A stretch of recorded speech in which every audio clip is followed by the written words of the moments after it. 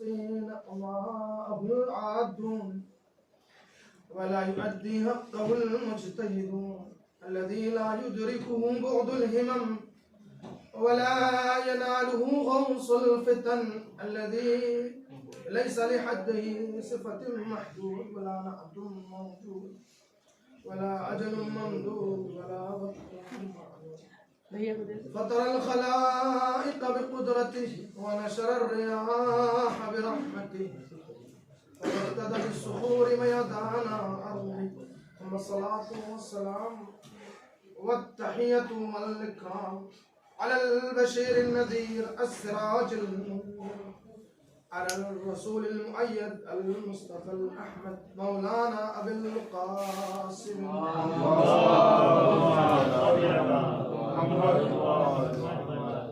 وعلى أهل بيته الطيبين الطاهرين المعصومين المظلومين لا سيما على بقية الله في الأرض ولعنة الله على أعدائهم أجمعين من الآن إلى قيام يوم الدين أما بعد فقد قال رسول الله صلى الله عليه وآله وسلم إنها لسيدة نساء العالمين فقيل أهي سيدة نساء عالمها فقال رسول الله ذاك لمريم بنت عمران فأما ابنتي فاطمة فهي سيدة نساء العالمين من الأولين والآخرين صلوات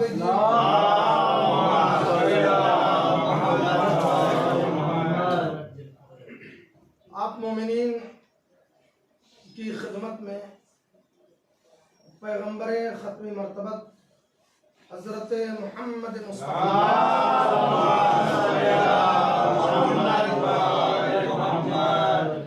کی بڑی ہی نورانی حدیث کہ جسے اہل سنت والجماعت کے علماء نے بھی نقل کیا ہے اور ہمارے یہاں تو ہر کتاب میں ہے. میں نے جو متن پڑھا ہے اس کا تعلق علامہ مجلسی علیہ الرحمہ کی بحار الانوار سے ہے. 43ویں جلد اور یہ 20ویں حدیث. سرکار نے ارشاد فرمایا انہا لسیدۃ نساء العالمین. انہا ہا کی ضمیر حضرت زہرا سلام اللہ علیہا کی طرف ہے. یہ کائنات کی عورتوں کی سردار ہے. فقیلا اہیا سیدۃ نساء عالمیہ. راوی موجود ہے. سوال کر لیا سرکار کیا یہ بی بی بس اپنے زمانے کی عورتوں کی سردار ہے؟ فقال رسول اللہ نے فرمایا ذاک لمریم بنت عمران. یہ جناب مریم کے لیے تھا کہ وہ اپنے زمانے کے عورتوں کی سردار تھی. بہت توجہ. فاما ابنتی فاطمہ.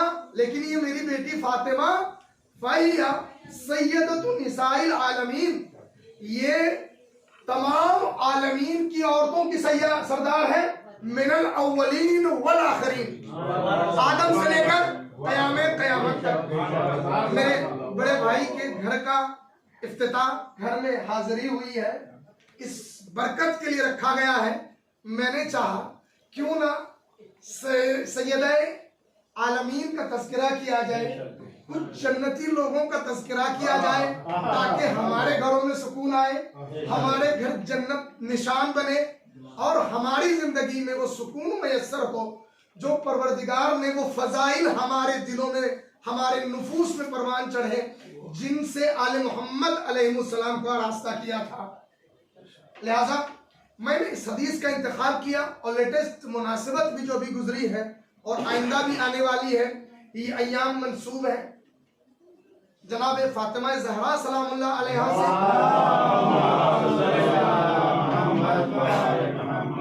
لہذا میں نے اس وجہ سے سوچا کچھ بافضیلت شخصیتوں کا تذکرہ کیا جائے. ظاہر ہے جب ہم بافضیلت لوگوں کا تذکرہ کریں گے, فضائل و کمال رکھنے والے لوگوں کا تذکرہ کریں گے تو ہمارے نفس میں یہ شوق پیدا ہوگا, ہمارے دل میں یہ شوق پیدا ہوگا کہ کیوں نہ ہم ان کی تأسی کر کے بفضیلت بن جائیں. بہت توجہ چاہ رہا ہوں. چنانچہ یہ کمپیئر جو ہم کر رہے ہیں، جو موازنہ کر رہے ہیں، جو مقایسہ کر رہے ہیں، آج مقایسہ میں بی بی کا کسی اور سے نہیں کروں گا. میں ایک قرآنی اسوہ ہے، ایک قرآنی شخصیت ہے، ایک قرآنی نمونہ ہے جسے پروردگار نے پوری بشریت کے لیے قرآن میں پیش کیا ہے. کچھ نمونے ہیں، ان میں سے ایک شخصیت نہایت والا مقام شخصیت ہے، متفق علیہ شخصیت ہے، جو اس امت میں بھی اور قوم بنی اسرائیل میں بھی، جس کا نام نامی ہے حضرت مریم سلام اللہ علیہا.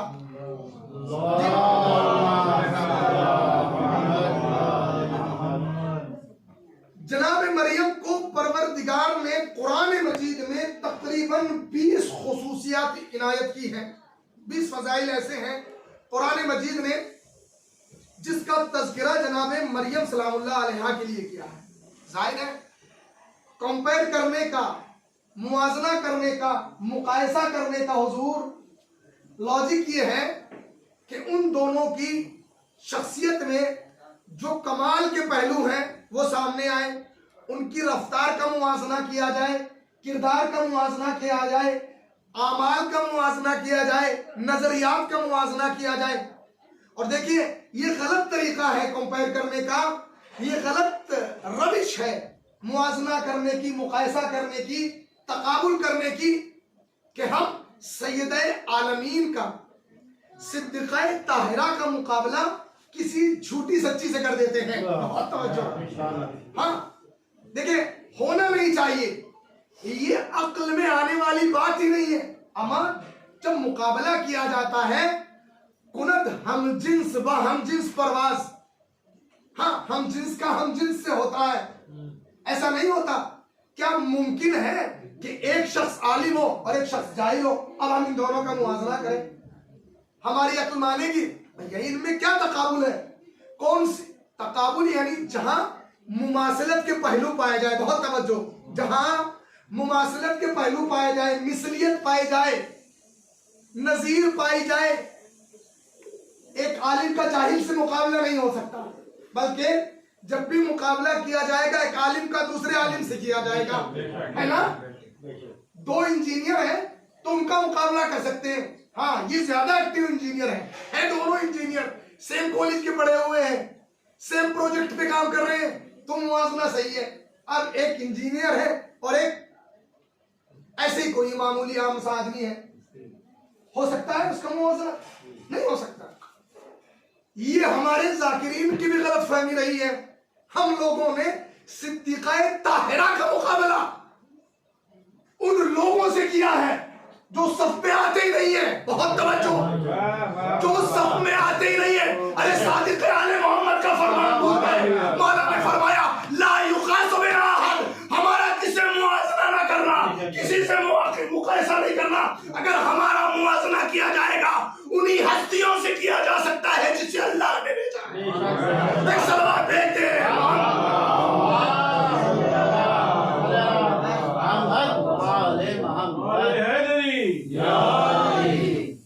تو اور یہ موازنہ غلط نہیں ہے.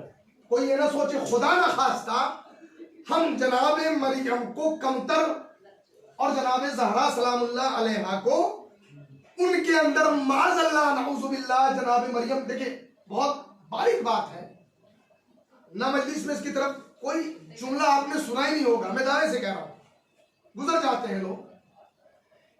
مطلب جب ہم اہل بیت طاہرین کی فضیلت بیان کر رہے ہیں تو مطلب یہ نہیں ہے خدا نہ خواستہ مریم میں کوئی نقص تھا.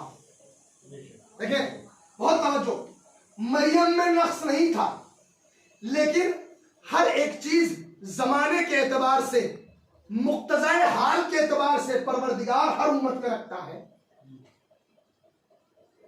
ہر امت میں، سابقہ امتوں میں بھی رہے ہیں، انبیاء رہے، رسول رہے، لیکن قرآن کہتا ہے تلک الرسل فضلنا بعضهم علی بعض، یہ رسول ہے ہم نے ان میں بعض پہ بعض کو فضیلت دی ہے. صحیح ہے نا؟ تو اس کا مطلب یہ نہیں ہے ہم محمد مصطفیٰ کے کمال کو بیان کر رہے ہیں تو یہ کہتے ہیں کہ خدا نخواستہ عیسیٰ میں نقص پایا جاتا تھا. معاذ اللہ نعوذ باللہ من ذلک.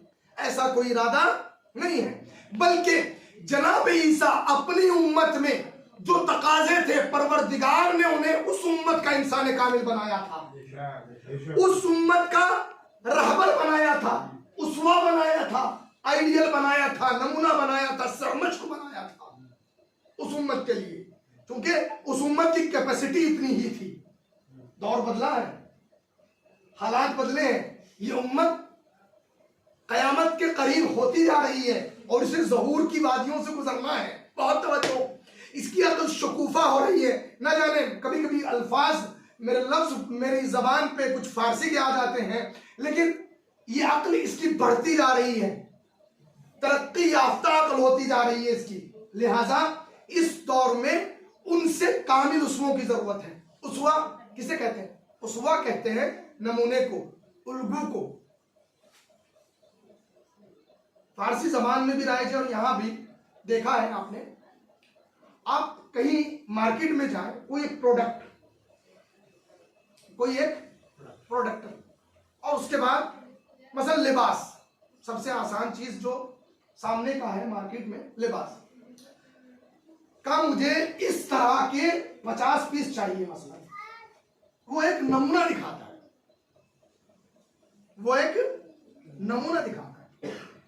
اس نمونے کا وجود اسے ہی مذہب کی زبان میں انسان کامل کہتے ہیں، اسوہ کہتے ہیں۔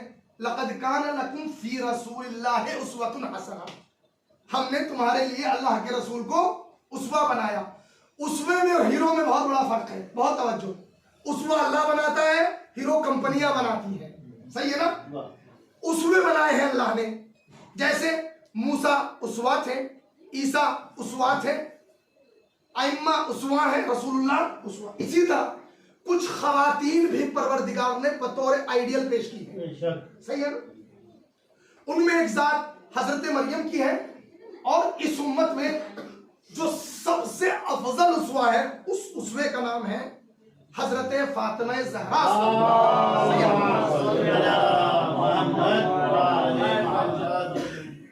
اس اسوے کا نام ہے جناب فاطمہ زہرا سلام اللہ علیہ۔ یہ اللہ نے بنایا ہے تاکہ اس امت کے لوگ ان کی اقتدا کر کے، ان کی سیرت پہ چل کے اپنے آپ کو بفضیلت بنا سکے، بکمال بنا سکے، صحیح نا؟ اور اسوے کا وجود دیکھیں، صاحبان فہم موجود ہے، اور میرا خطاب پڑھے لکھوں لوگوں سے ہے۔ علوم تربیتی اور اجتماعی اور ایجوکیشنل جو سسٹم ہے، اس میں اسوے کا وجود، رول ماڈل کا ہونا حقیقی بہت ضروری ہے۔ جب تک کوئی انسان ریالٹی میں ترقی نہیں کر سکتا جب تک اس کے سامنے کوئی اسوہ نہ ہو۔ میں کیا عرض کر رہا ہوں؟ نہیں ہو ہی نہیں سکتا۔ کوئی باکمال شخصیت ہو، اس سے پوچھئے، کوئی ایک انٹیلیجنٹ آپ کے سامنے اسٹوڈنٹ لایا جائے، وہ کسی بھی شعبے کا ہو، اس سے پوچھئے بیٹا بڑے ہو کر کیا بنو گے؟ اس کے سامنے حتماً ایک چیز ہے، کیا عرض کر رہا ہوں، بہت حساس سی بات ہے، اس کے سامنے ایک شخصیت کا وجود ہے، وہ کہتا میں ایسا بننا چاہتا ہوں۔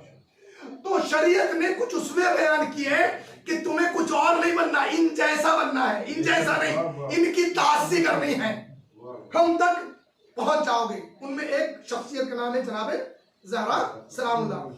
اور یہ کمپیر، یہ موازنہ، یہ مقایسہ ہم نے نہیں، تمام ائمہ علیہ السلام نے کیا، بہت توجہ۔ اور صرف ائمہ نے نہیں کیا، خود حضرت زہرا سلام اللہ علیہا، ایک صلوات بھیج دیجیے،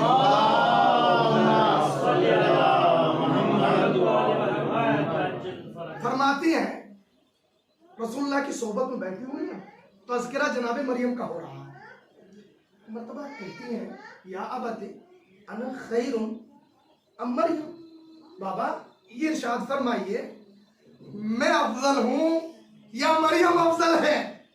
فرمایا انت فی قومک ہی فی قومہا، بی بی تم اپنی قوم میں افضل ہو۔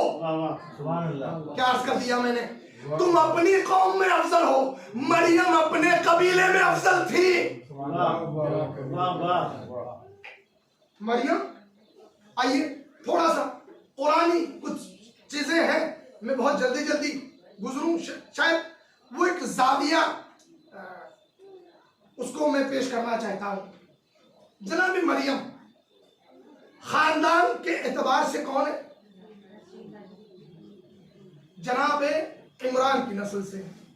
ارشاد ہوتا ہے ان اللہ اصطفى آدم ونوحا وآل ابراہیم وآل عمران علی العالمین. قرآن مجید ہے اللہ نے چن لیا، منتخب کر لیا کس کو؟ آدم کو، نوح کو، آل ابراہیم کو، آل عمران کو. صحیح ہے نا؟ قرآن نے 4 خاندانوں کا تذکرہ کیا ہے، نوح کا، آدم کا، آل ابراہیم کا اور آل عمران کا اس آیت میں. تو مریم کیا ہے؟ چشم و چراغ ہے کس کا؟ خاندان آل عمران کا. صحیح ہے نا؟ لیکن فاطمہ کون ہے؟ فاطمہ اسی خاندان آل ابراہیم سے ہے. صحیح ہے نا؟ یہ نسل ابراہیم ہے، ذریت اسماعیل ہے، یہ وہ خاندان کرم ہے جسے اہل بیت کہا جاتا ہے، جس کی شان میں آیت تطہیر نازل ہوئی ہے. یہ وہ خانوادہ ہے جس کی مودت کو، جس کی محبت کو اجر رسالت قرار دیا گیا ہے. یہ وہ خانوادہ ہے جس کے لیے کہا گیا وَكُونُوا مَعَ الصَّادِقِينَ، صادقین کے ساتھ ہو جاؤ. یہ وہی خانوادہ ہے جس کے لیے قرآن نے کہا وَالسَّابِقُونَ السَّابِقُونَ أُولَٰئِكَ الْمُقَرَّبُونَ.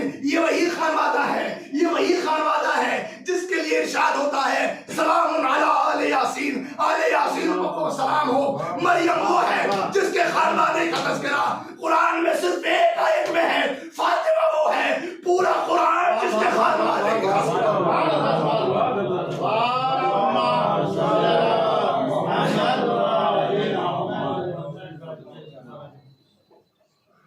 جناب مریم کے والد جناب عمران.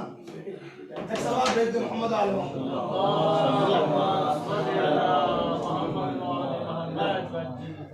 جناب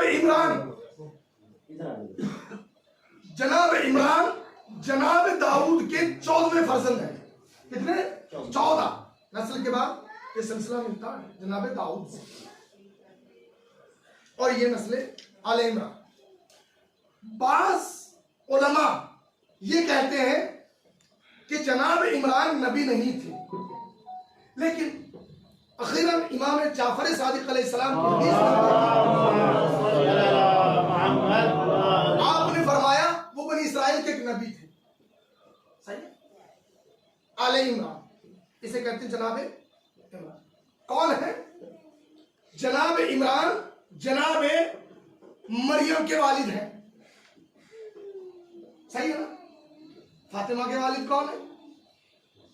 ما كان محمد ابا احد من رجالکم ولكن رسول اللہ وخاتم النبیین. یہ محمد تم مردوں میں کسی کا باپ نہیں ہے، یہ اللہ کا رسول ہے، یہ خاتم النبیین ہے. اور شان یہ ہے جب آیت نازل ہو گئی فاطمہ زہرا کے پاس آئے، ایک مرتبہ بی بی نے کہا السلام علیکم یا رسول اللہ. چہرہ مبارک پر آثار رنج ہوئے بیٹا پوری دنیا مجھے رسول اللہ کہے لیکن تجھے زیب نہیں دیتا، تو مجھے اپنا باپ کہہ کر خطاب کیا.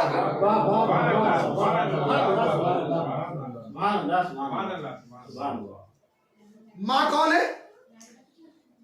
قرآن مجید نے جناب مریم کی ماں کا تذکرہ نام کے ساتھ نہیں کیا، بلکہ اس حالات جو جناب حنا کے لیے پیش آئے. رب انی نظرت ما فی بطنی قرآن ایسا بھی ہے، ما فی بطنی محررہ. مطمئن رہیے، کوئی شک نہیں کر سکتا. جناب حنا کا تذکرہ کیا ہے. جناب حنا کے یہاں کوئی اولاد نہیں تھی، بڑھاپا تقریباً آ چکا تھا. بیت المقدس سے زیارت کر کے عبادت کر کے لوٹ رہی تھی.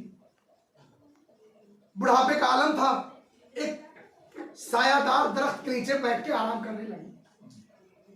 اسی وقت نظر اوپر اٹھائی، دیکھا ایک پرندہ اپنے چوزے کو دانا کھلا رہا ہے. بس وہ جذبہ نسوانیت موجزن ہوا اور پروردگار کی بارگاہ میں ہاتھ پھیلا دیے.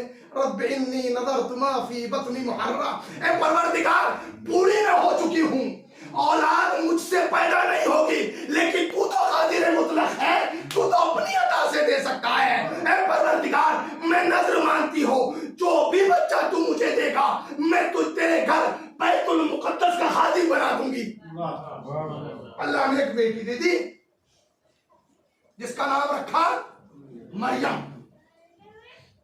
اذ قال امرأة عمران رب انی نذرت ما فی بطنی محررا۔ لیکن فاطمہ کی ماں کون ہے؟ خدیجۃ الکبریٰ، عرب کی عرب پتی خاتون، اگر اپنا مال اسلام پہ قربان نہ رہتی اسلام کنگال رہ جاتا۔ اور یہ وہ خاتون ہے جس نے سب سے پہلے رسول اللہ کی رسالت کی تصدیق کی، جس کے لیے قرآن نے فرمایا وجدک عائلا فاغنا، اے میرے رسول جب تم تنگ دست تھے ہم نے مال خدیجہ دے کے تمہیں غنی بنایا۔ یہ فاطمہ کی ماں کا احسان ہے جو امت مسلمہ میں بڑے بڑے غنی پیدا ہو رہے ہیں۔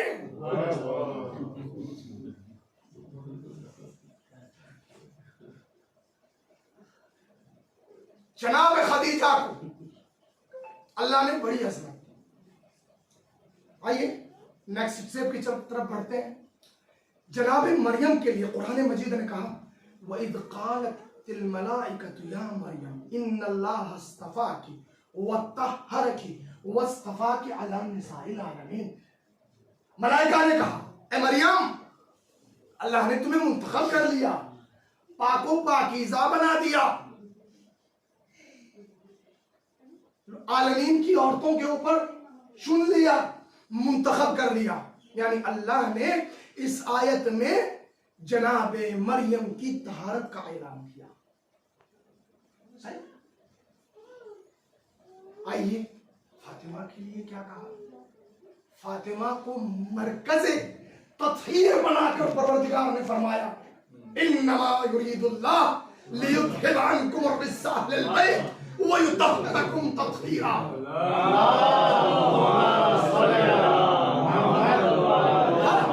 چادر میں رسول بھی ہیں، علی بھی ہیں، حسن بھی ہیں، حسین بھی ہیں، لیکن مرکز طہارت فاطمہ کو بنایا۔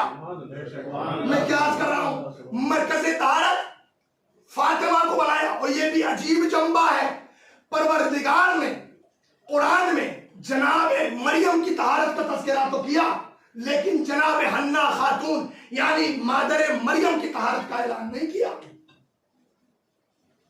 صرف کس کا اعلان کیا؟ جناب مریم کی طہارت کا اعلان کیا۔ ہم نے تمہیں پاک کر دیا۔ کیوں پاک کیا؟ چونکہ کام لینا تھا ہدایت کا اور ان کے بطن سے ایک معصوم کو پیدا کرنا تھا۔ اللہ نے ضمانت یہ لی کہ ہم نے تمہیں طیب و طاہر بنا دیا۔ کس کو؟ جناب مریم کو۔ کیوں؟ ایک معصوم کی ماں بنانا ہے تو پھر اسے چاہیے کہ وہ طیب و طاہر ہو، اور جناب مریم کی طہارت کے پیش نظر پروردگار نے ازدواج بھی نہیں ہوا، شادی بھی نہیں ہوئی، باقرہ تھی، اور اس کے باوجود جناب عیسیٰ پیدا ہو گئے۔ کیوں بھیا؟ علماء اسلام یہ کہتے ہیں کہ چونکہ پروردگار کو حضرت عیسیٰ کی عظمت کو منوانا تھا، بہت توجہ، حضرت عیسیٰ کی عظمت کو منوانا تھا، اس لیے اللہ نے ایسا کیا۔ اچھی بات ہے بھیا، عیسیٰ کی عظمت کو نہیں منوانا تھا، چونکہ حضرت عیسیٰ کی عظمت کو منوانے کے لیے اللہ کو یہ کام کرنے کی ضرورت نہیں تھی، بلکہ اس سے پہلے حضرت اللہ جناب آدم کے باپ میں کر چکا تھا۔ یہاں بغیر باپ کے پیدا کر دیا، وہاں تو ماں بھی نہیں باپ بھی نہیں ہے۔ ہونا تو یہ چاہیے، اگر عظمت منوانی تھی تو کمال حضرت آدم سے بڑا ہونا چاہیے۔ یہاں پر لیکن بڑا نہیں، ایک درجہ چھوٹا کمال کا مظاہرہ ہوا. کیوں؟ اصل میں اللہ کو عظمت عیسیٰ منوانا نہیں تھی، عظمت مریم منوانا تھی.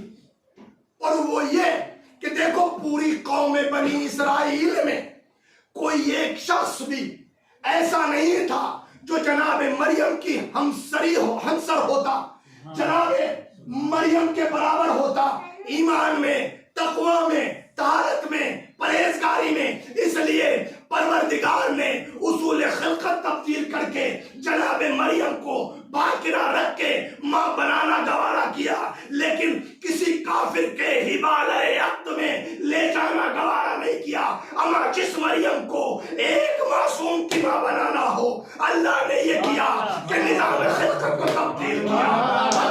وہ خدیجہ جسے ایک معصوم نہیں بلکہ رسول اللہ نے فرمایا یا فاطمہ ان بطن امک للامامت بیا، تمہاری والدہ فاطمہ خدیجہ کا عفت معاب بطن امامت کے لیے ظرف ہے.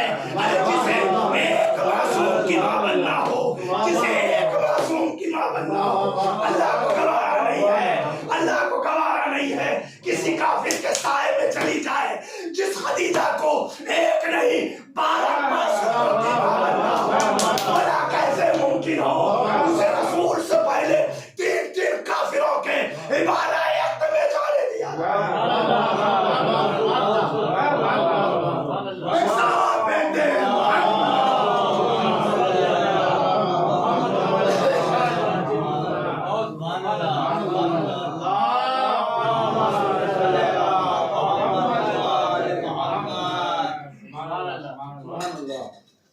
لاکھ درباری فکر پردہ ڈالے، حضرت خدیجہ سلام اللہ علیہ جناب مریم کون؟ جن کی کفالت کی قرآن کہتا ہے کفلہا زکریا. کس نے کی؟ جناب زکریا نے کفالت کی. فاطمہ کی کفالت کس نے کی؟ کس نے کی؟ محمد نے کی. مریم کی کفالت کہاں ہوئی؟ بتائے گا کوئی؟ بیت المقدس